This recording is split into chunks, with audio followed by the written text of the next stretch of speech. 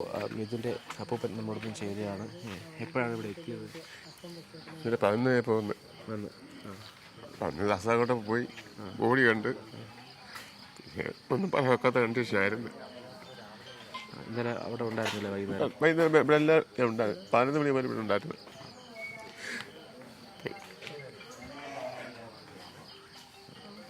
ഒന്നും പറയാൻ കഴിയാത്ത അവസ്ഥയിലാണ്. കാരണം ഇന്നലെ ആ മനുഷ്യൻ ആശുപത്രിയിൽ ഉണ്ടായിരുന്നു. ആശുപത്രിയിൽ വന്ന ഘട്ടത്തിലൊക്കെ ഈ ആശുപത്രിയിൽ എത്തുമ്പോഴാണ് കണ്ടിരുന്നത്. ഇതറിഞ്ഞപ്പോഴാണ് എത്തിയിരുന്നത്.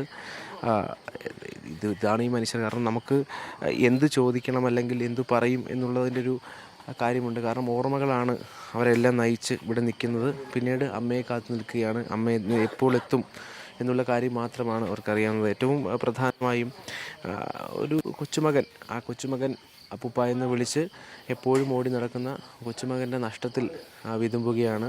ഇവിടെ നിൽക്കുമ്പോൾ തന്നെ ഈ പറയുന്ന മനുഷ്യരെല്ലാം ഓർമ്മകളിലേക്കാണ് പൊയ്ക്കൊണ്ടിരിക്കുന്നത്.